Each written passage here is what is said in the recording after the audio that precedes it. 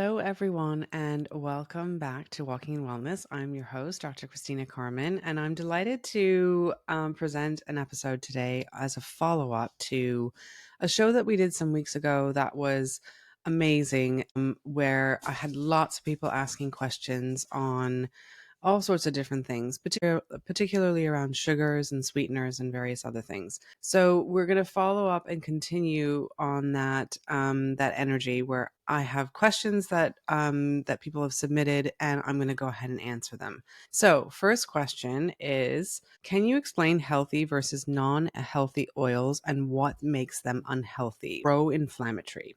This is really a big one because when discussing oils, in particular, the terms healthy and unhealthy often relate to the type of fats present in the oils and their effect on cholesterol and heart health and their potential to cause maybe inflammation in the body. So let's break it down a little bit so that you guys understand what we're looking at here. So we have saturated fats. The sources here are commonly found in animal products like butter and lard, but also in some plant oils like coconut and palm oil. So the health implications are excessive intake of saturated fats has been, shall I say, associated with increase in LDL cholesterol. It's often termed as the bad cholesterol, which can contribute to heart disease. However, not all saturated fats behave in the same way. For instance, the medium chain triglycerides, which is your MTCs, found in coconut oil might be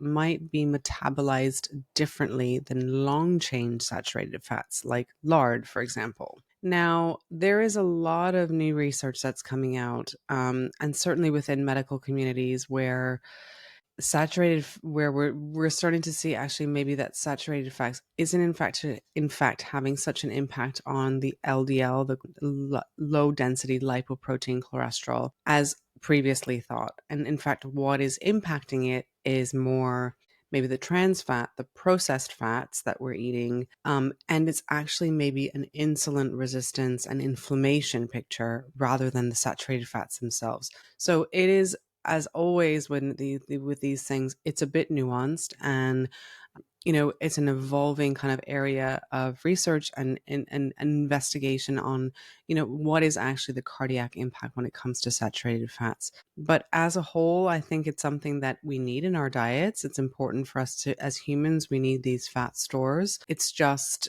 it's more complicated than just the saturated fats. It's also what else you're eating, and all of those other lifestyle factors that may be impacting some of those cardiac risk and cardiac measurements that we might look at on some lab tests. So we have to look at the whole person here, and we have to look at all those other drivers. There's also genetic components here where people may be predisposed just genetically to having issues with saturated fat. You also may have issues with the way that you metabolize and digest these things. So it's not a simple answer. But as a whole, I'm personally very, very well, personally, but also clinically and in my practice, very positive when it comes to saturated fats in tandem with everything else. So, we need the fats, we need saturated fats in order to adequately utilize and break down carbohydrates, or to break them down in a way that it's not going to cause massive sugar spikes. So really, we have to look at this in context. Now, I went off on tandem there, didn't I?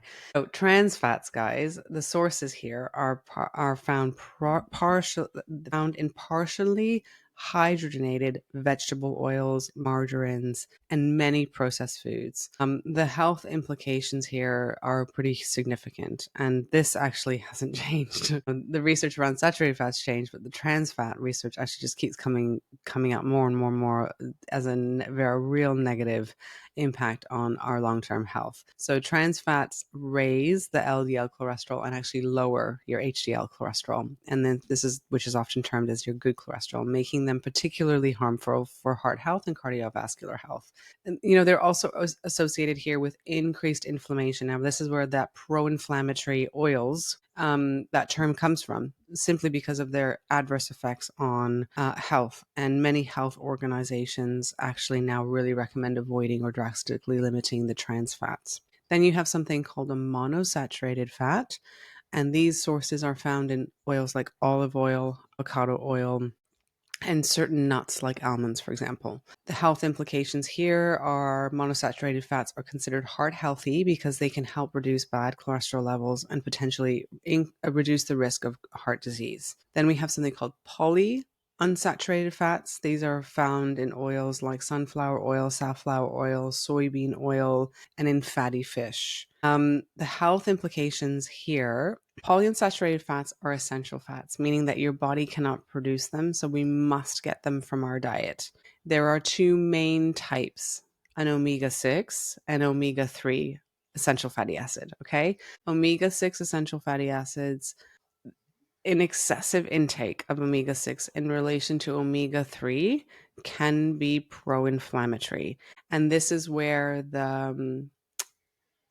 all the negativity around those seed oils has come from, because those are omega-6 oils and we're eating a lot of those. So basically they are pro-inflammatory because in relation to omega-3, they've thrown that balance off. Now, omega-3 fatty acids found in high amounts in flax seeds, walnuts, fatty fish like salmon. These are anti-inflammatory and heart healthy. Now, as mentioned earlier, you need both, but it's just about the balance, okay? Our modern diets have really skewed in favor of the omega-6 fatty acids, just simply because we eat a lot of meat protein as well, and that's very omega-6 rich. Okay, so this is what we look at. So pro-inflammatory oils are typically those that are high in omega-6 fatty acids without a balancing amount of omega-3, excuse me. So examples include like corn oil and some grades of soybean oil. If you're eating a lot of these, it will throw the balance off of your omega-6.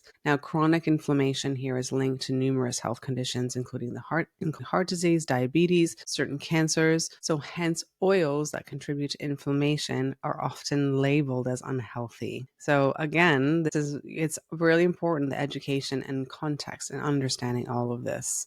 And making those decisions based on that. Okay, so next question was, and this is very much tying into what we just talked about, isn't sunflower oil or vegetable oil, rapeseed oil all inflammatory oils? And the answer is yes. So many vegetable oils, including sunflower oils, vegetable oil blends, which can contain a mix of different oils, and rapeseed or canola oil, that's what usually how it's labeled in supermarkets here, are often considered pro-inflammatory when they're consumed in large amounts or without a counterbalancing intake of anti-inflammatory omega-3 essential fatty acids. Okay, guys, so this is the really important thing to take away here. The omega-6 to omega-3 ratio, the balance between omega-6 and omega-3 in the diet is crucial. A diet high in omega-6 and low in omega-3 can promote inflammation. And historically, human diets had a ratio of about like 1-to-1 or 4-to-1 omega-6 to omega-3.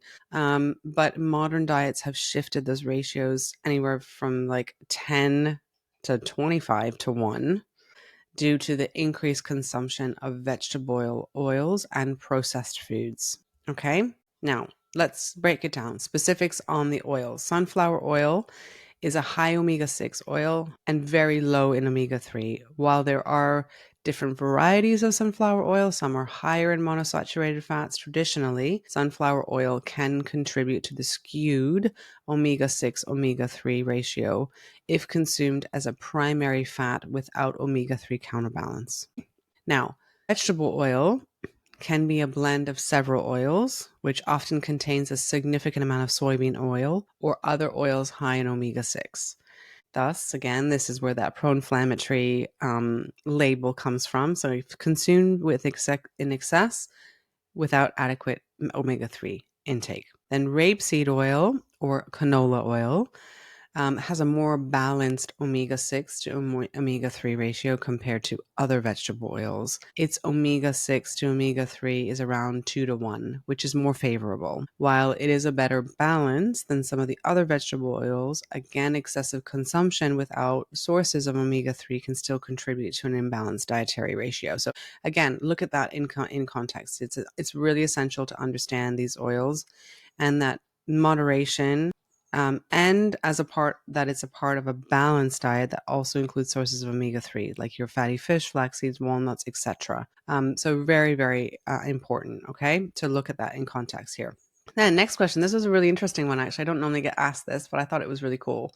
Can you discuss grading meats? So grading meats typically refers to a system established by government or industry groups to communicate the quality of the meat to consumers based on various factors. So in the US, for example, the United States Department of Agriculture, the USDA, is the main body responsible for grading beef in particular. Okay, that's really what we're talking about here.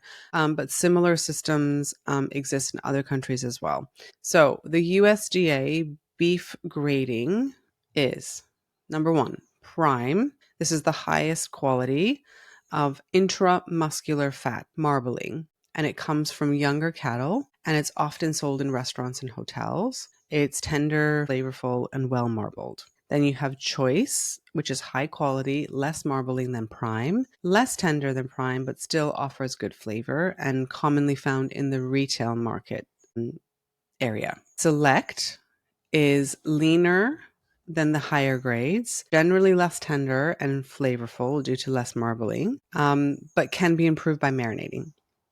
Interesting. And then you have standard and commercial, and these are sold as generally they're sold ungraded or store brand meats. They tend to be less tender and contain minimal marbling. Then you have utility, cutter, and canner. These are typically used for ground beef or processed foods or processed products, and rarely ever sold as like steaks or roasts, for example, in stores. So the grading system is actually voluntary, and it actually does require a fee. So as a result, not all beef is graded. The primary factors that influence the grading are the marbling and then the age of the animal. So what kind of grading do we look at in other countries? So in other countries, for instance, in Australia, there's the Meat Standards Australia MSA system grades beef based on multiple factors, including marbling, pH, temperature, and many, many more things. It's very interesting, actually. In Japan, known for Wagyu beef, Japan uses a detailed grading system that considers yield, the amount of meat obtained from the animal, the quality, which is classified as like marbling, meat color, fat color, and texture. So again, very interesting there from that perspective. So other meats, so beef is really the most well known as far as its grading capacity, but other meats can be graded as well. So for instance, the USDA will provide quality grades for lamb and pork, although pork grading is less detailed and it focuses mainly on acceptable and utility grades. So again, quite interesting, right? I will add a little note on this one that grading versus inspection are two very different things. It's essential to differentiate, I think, between the two. In the US in particular, meat inspection is mandatory, and it's done to ensure that the meat is safe and free from harmful pathogens. Now, what are those harmful pathogens? We will do a show just on that, okay? And what the US defines as harmful, and actually what is really useful for human health. Two very different things. Now, grading, on the other hand, is voluntary, and as mentioned before, sometimes incurs a fee. So it very much speaks to the meat's quality and its characteristics rather than it being safe and free from harmful pathogens, if that makes sense. So pretty neat, I think. All right. So next question, which I really loved again, is how do we know we can trust what the label says? Who polices what is on the label, as there are so many lies told here? Oh my goodness, yes. So look, the trustworthiness on food labels products really depends on the regulations and the oversight mechanisms put in place in each country. And this will vary, okay? So many nations, governmental agencies, etc., are responsible for establishing and enforcing labeling standards, although the rigor and the efficacy of enforcement can vary. This is where it's interesting. So in the US, for example, the Food and Drug Administration, the FDA, oversees the labeling of most food products, ensuring that labels are truthful and they're not misleading. This includes the accuracy of nutrient content claims, health claims, and other declarations on the label. They set the rules for the nutrition facts panel, the ingredients list, and the allergen declarations. Okay, I will leave that there. That's very important to know. Okay, now the United States Department of Agriculture, the USDA, regulates the labeling of meat, poultry, and certain egg products, and they ensure that products are accurately labeled and graded and inspected for safety. Okay, then Alcohol and Tobacco Tax and Trade Bureau, the TTB, this bureau oversees the labeling of alcoholic beverages. Now, how trustworthiness is maintained? Okay, this is maybe where it gets fuzzy. So, regulations, both the FDA and the USDA have established regulations that dictate what must be included on labels, as well as what claims like low fat or high in fiber can be made. Okay. Now, inspections, regulatory agencies conduct inspections of food products, facilities, etc., to ensure that the compliance with the labeling regulations are met. Then product sampling, they have government agencies often take product samples to verify what's inside the packaging matches actually what's on the label. And then they do things like recalls and public notification. So if misleading or incorrect labeling is discovered, especially if it poses a health risk, agencies issue recalls and or public notifications. But in the US, we have a very sort of like a watch and wait kind of approach to the way that we release foods into the market, whereas in Europe with the EU they have a very proactive they will rigorously test and test and test and test products before it ever goes out on the market, where is in the US, yes, we do test the products, but they're let out very quickly, and then if there's some claims or there's a recall or public notifications, then they're recalled or pulled in. So they've already kind of released it into the market, and they sort of tested on us, shall we say. So it's, very, very different approaches to products. And this is where you have to be so diligent, I think, as to read those labels and look at, make informed choices on the foods that you're, inviting into your body. Then other things that we look at penalties here. So companies that mislabel products can face penalties, including fines and legal action. And then there's third-party certification. So apart from government regulations, some labels such as organic or non-GMO certifications are provided by third-party organizations that have their own verification process. So the challenges and criticism here, okay, as mentioned a moment ago, one of the things is there are limited resources. Okay, so regulatory agencies often operated with limited resources, which can limit the number of inspections and tests that they can conduct. Okay, then there's a huge complexity of supply chain. The global nature of food supply chain can make it really challenging to verify every single claim on every product. This is where it's important as the consumer to be really diligent and understand what you're doing. Then there's marketing tactic. Okay, so while not typically or technically lying, some companies will use marketing language or label design to give the impression that a product is healthier or more natural than it is, a practice sometimes referred to as health washing. Then there's constant changing in science and standards. So as nutrition science evolves, so do recommendations and regulations, but there can be a lag in updating the labeling standards. And this reflects, or reflects the latest research, which is really very difficult. So to maximize trust in food labels, I would say stay informed. That's number one. So familiarize yourself with common labeling terms and tactics. Check your sources. So if a claim seems, kind of dubious or a bit off, check that it's verified by a third party, or if there's a scientific consensus supporting it potentially. Okay. So these are really important, particularly if you have, if there's some sensitivities or allergens and things like that in your home, or you're really trying to be really very proactive about maybe even your toxin burden or what you're inviting into your life. So very important. Then there's also engaging with brands. And I'm a big fan of this because I do think that we tend to support these big brands and not these smaller businesses. And small businesses work really, really hard in order to compete in a very, very saturated market. And and often in order to do that, they're trying really hard to stand out, and they're doing a really good job with their products. So, be be proactive from that perspective, but also engage with a brand. So if you're uncertain about a claim, so reach out to the company so you get the clarification and see what comes of that. Um, and then I think I would say, lastly, I would advocate for transparency. This is a big one, right? Support policies and initiatives, that really are up for promoting clearer and more transparent labeling. So big one. Okay. Big one. Now, I'm going to do one last question for today so we don't end up with a super long show. The question is, let's talk for a second about the EU standards versus the US standards for in food packaging. So we talked about this, we touched on this a moment ago. And can you point out the highlights? So yes, I love this question. So both the European Union, the EU, and the United States have actually rigorous standards when it comes to food packaging, but there are some notable differences. And as mentioned earlier, their approach and their specific regulations vary a little bit. Okay, so chemical regulation in the EU operates under the precautionary principle for many chemical regulations, including those on food packaging.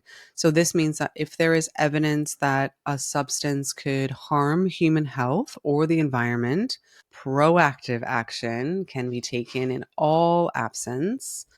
taken in the absence of full scientific certainty. So this has led to much stricter regulations on certain chemicals. For example, in the EU, regulation on registration, evaluation, authorization, and restriction of chemicals, it's called the REACH, is one of the strictest chemical regulations in the world. Amazing.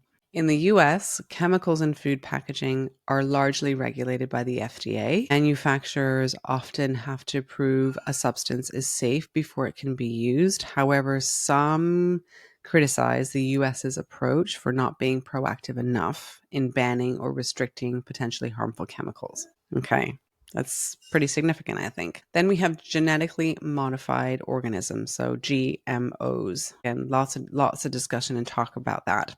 And the EU has stringent regulations regarding GMOs, which extend to food packaging. So any product containing GMO or GMO derived ingredients must be labeled as such, while the USDA has introduced a mandatory GMO labeling rule. It uses the term bioengineered as a specific criteria and thresholds for when labeling is necessary. The US regulations are generally seen to be a little bit more latent here, though, than compared to the EU. Then the use of certain substances, in the EU, some substances are simply banned or restricted in the EU, and those are still allowed in the US. So, for example, the EU has banned the use of certain phthalates, which are chemicals used to make plastics more flexible in food packaging due to their health concerns. The FDA permits the use of some of these substances, though often in limited amounts or for certain and specific applications. Okay, so a little bit funny there and interesting. Recycling environmental concerns. I will always touch on this because the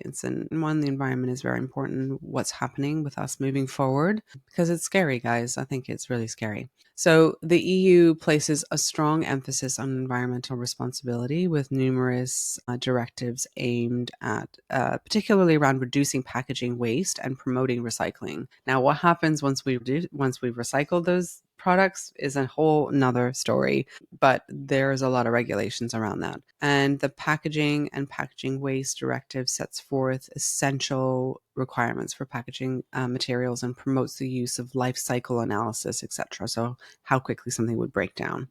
And how many times it can be reused.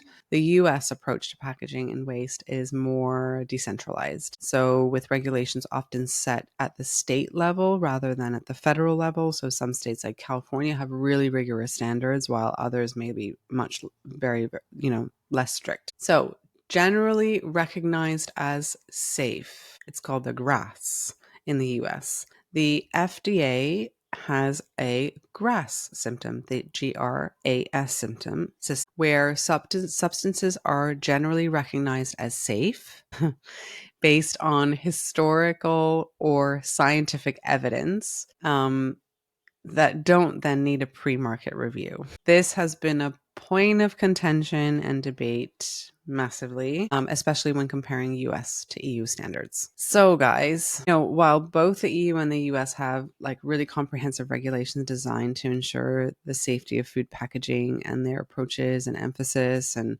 specific standards, their specific standards can differ quite dramatically, as often as we can see. So as you can see, the EU tends to have a more precautionary and restrictive approach, while the US is a much more risk-based and might allow for certain substances until deemed unsafe.